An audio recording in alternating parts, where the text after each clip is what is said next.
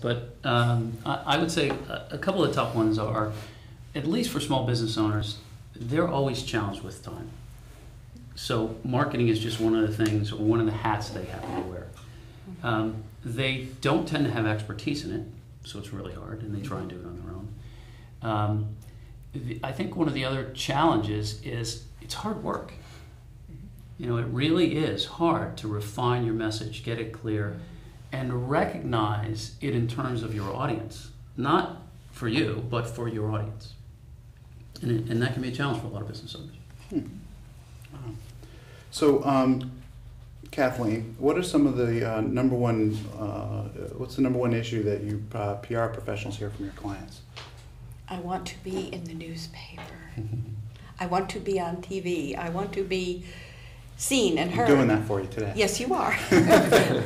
But one of the challenges they have, and I help them with, is how do you get recognized? And one of the ways some of my clients have been recognized is to appear on programs or offer workshops. We can actually put together a workshop for a client who has the content but doesn't know how to deliver or make the connection to the media, and that's what I help them do. Great. So Lou, what are some of the strategies you help with your clients with when you're looking at targeting business? Well, a lot of the smaller or medium-sized businesses that are trying to put their marketing together tend to be essentially setting a wide net, a little bit too wide. Right. And what happens is their marketing gets, in effect, diluted. And so I try to help clients focus more on what is their specific target market. Let's identify the specific buyer so that we can put the message to that specific buyer and get a much better response that way.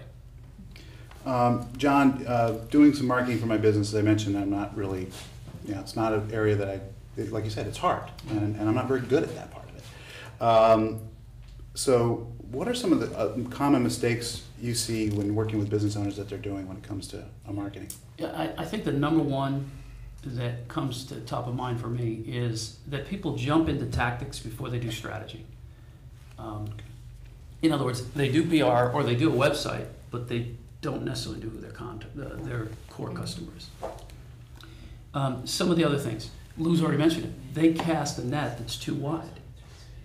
Effective marketing is marketing that's focused. Mm-hmm.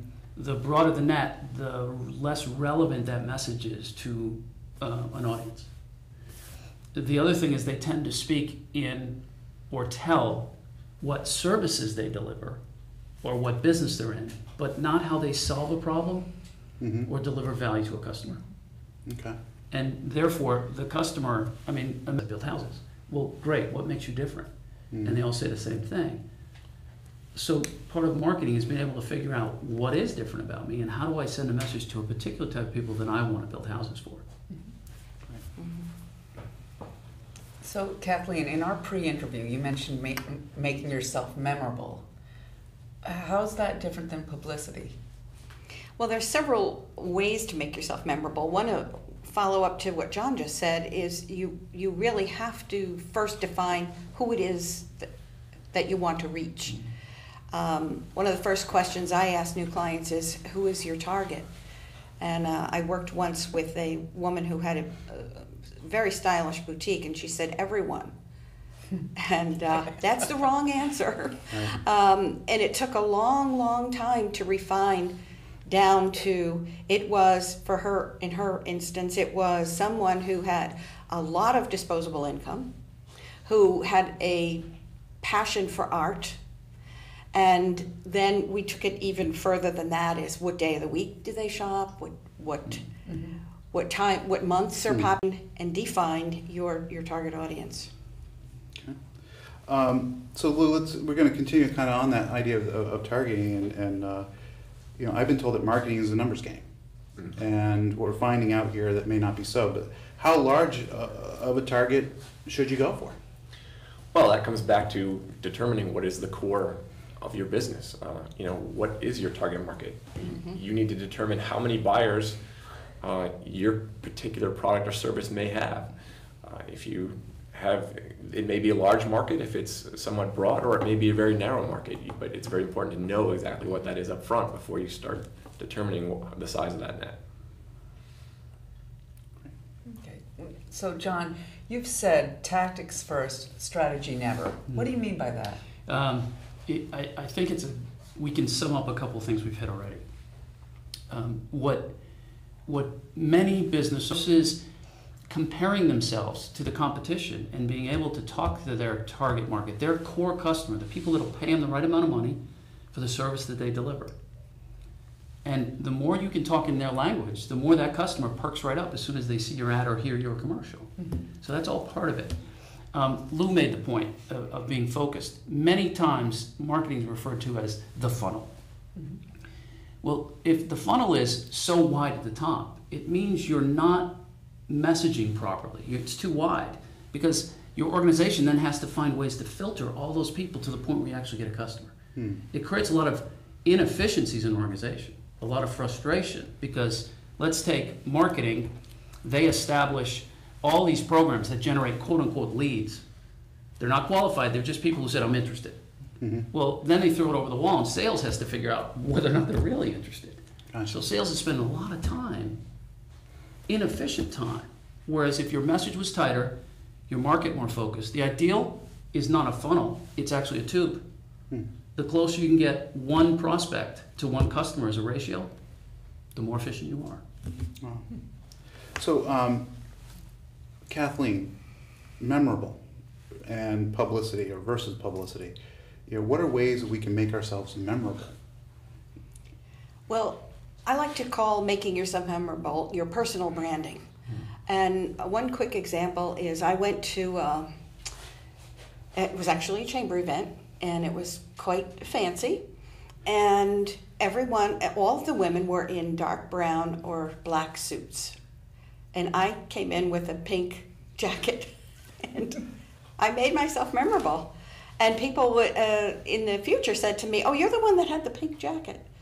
Now, they don't necessarily know what I do, but they remembered me. And that gave me an occasion to introduce myself and maybe qualify a lead or find out what they did. I once worked with an interior designer, and I met a second interior designer, and one was dressed perfectly, flawlessly, and the other was in a sweatsuit. That's probably not good personal branding. So who would I hire as my interior designer? Well, stands to reason I'm going to hire the one that's dressed like I want my house to look like. Great. All right, so back to targeting. Lou, how broad or narrow should a business define its approach? Well, again, it comes back to, as John was mentioning, if we can get into the two, I mean, the ideal, which is extremely difficult to hit, every prospect becomes a customer, that would be great for all businesses. But being more realistic than that, doing the work up front to define exactly who the ideal customer is for your product or service, that's going to pull that targeting into a much tighter focus and allow you to increase that ratio and get better results across the board. That's what every business is trying to do. The tighter you make it, or the more specific and focused you make it, the better the efficiency of your business and the better, on the revenue end. Great. John, maybe I should have led with this question at the beginning, but as standing here thinking about this, I always like to put the cart before the horse. I'm more of a tactics and a strategy guy when it comes to marketing, I guess. But how important is marketing to the overall success of the business? Well, I work with business owners, quote unquote, the CEOs of businesses. Sure. And marketing is a very important piece, as is sales, as is your financial accounting, as are your manufacturing or systems, and those. They all play an important role. If you take one out, the business doesn't do well. Mm-hmm. It ends up having a, it's a stool without enough legs. Okay, but so from an importance standpoint, it depends on where you are in the evolution of your business, but I rank it right up there as one of the more important ones because it starts to drive everything else. What is your message? How do you do PR? How do you do your website? Mm-hmm. How do you market? How do you brand your company? How do you differentiate yourself? And then build an organization